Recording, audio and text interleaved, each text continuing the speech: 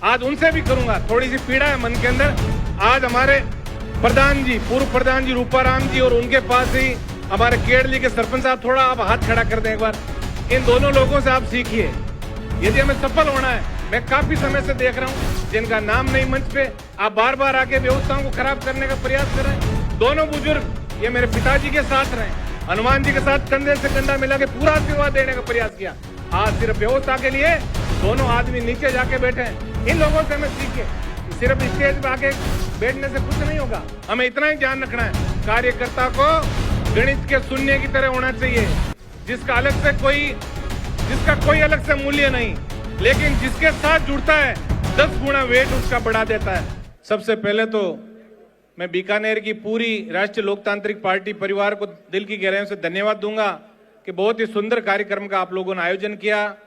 निश्चित रूप से राजस्थान के अंदर एक बहुत बड़ा बदलाव आने वाले चुनाव के अंदर दिखेगा, क्योंकि आज बहुत बड़ा हमारे बुजुर्गों का आशीर्वाद, जिस स्थान से हमारे कार्यक्रमों में लोग कम आते थे, वहां से में हजारों की तादाद में युवा और बुजुर्ग बड़ी संख्या में हनुमान जी को आशीर्वाद देने आए हैं।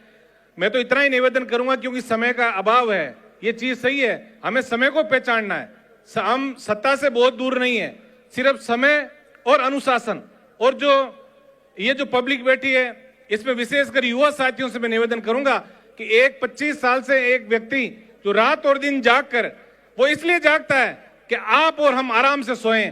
जिस तरह देश की सेना का सच्चा सिपाही हमारी सीमाओं पर रक्षा करता है, वैसे ये किसान कौम का नौजवान हनुमान बेनीवाल, जिसने पूरे 2 युग तक संघर्ष करके और सिर्फ एक ही राजस्थान के अंदर मैसेज दिया कि मैं प्रदेश के अंदर किसान और नौजवान के स्वाभिमान का झंडा राजस्थान की विधानसभा में बुलंद करूंगा। ऐसे व्यक्ति को दोनों हाथों से हमें आशीर्वाद देना है। हमें हमेशा ध्यान रखना है कि अनुशासन से ही सफलता की सीढ़ी पे हम लोग पहुंच पाएंगे। हमें अभी हनुमान जी का भाषण बहुत जरूरी है, पहले होना है, और पूरे वक्ताओं ने अपनी अपनी बातें रखी, लेकिन मैं विशेष निवेदन मंच पे जो विराजमान है आज उनसे भी करूंगा। थोड़ी सी पीड़ा है मन के अंदर। आज हमारे प्रधान जी, पूर्व प्रधान जी रूपाराम जी और उनके पास ही हमारे केडली के सरपंच साहब, थोड़ा आप हाथ खड़ा कर दें एक बार। इन दोनों लोगों से आप सीखिए। यदि हमें सफल होना है, मैं काफी समय से देख रहा हूं जिनका नाम नहीं मंच पे, आप बार बार आके व्यवस्थाओं को खराब करने का प्रयास कर रहे हैं। दोनों बुजुर्ग ये मेरे पिताजी के साथ रहे, हनुमान जी के साथ कंधे से कंधा मिला के पूरा आशीर्वाद देने का प्रयास किया। आज सिर्फ व्यवस्था के लिए दोनों आदमी नीचे जाके बैठे हैं। इन लोगों से हमें सीखिए। सिर्फ स्टेज पे आके बैठने से कुछ नहीं होगा। मैं फिर कह रहा हूं आपको, हमें सच्चा कार्यकर्ता बनना है, और अनुशासन जिस दिन हम सीख जाएंगे उस दिन सत्ता प्राप्ति से हमें कोई नहीं रोक सकता।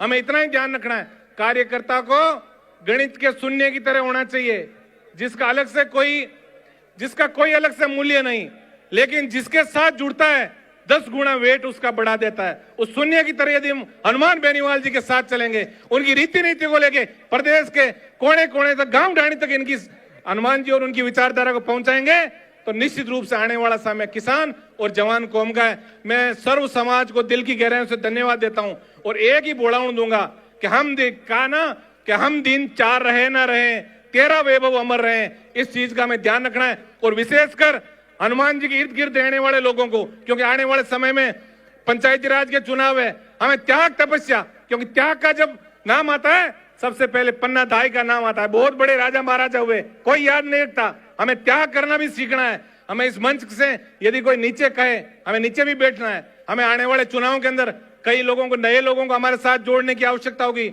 हनुमान जी चाह के भी सब लोगों को टिकट नहीं दे पाएंगे, लेकिन मैं अपनी तरफ से और इस मंच की तरफ से हनुमान जी को पूरा आश्वस्त करूंगा कि कमांडर, मैंने देखा है और मैं MBA का छात्र रहा हूं कि बॉस इज ऑलवेज राइट। इस चीज को आप ध्यान रखना, बॉस हमेशा सही है। इस चीज का ध्यान रखेंगे तो निश्चित रूप से हमारा एक ही लक्ष्य होना चाहिए कि जब तक राजस्थान की गद्दी के ऊपर किसान और जवान के स्वाभिमान की बात करने वाला हनुमान बेनीवाल, जब तक किसान कौम का स्वाभिमान का झंडा राजस्थान की विधानसभा में नहीं गाड़ दे, तब तक हमें चैन से नहीं बैठना है। इस चीज का आपको ध्यान रखना है। त्याग तपस्या, क्योंकि संगठन जो है, संगठन के अंदर बहुत बड़ी शक्ति है, लेकिन संगठन अनुशासन और समर्पण और समय मांगता है। इस चीज का आप ध्यान रखें, और हनुमान बेनीवाल जी को बहुत मजबूत आप लोगों को करना है।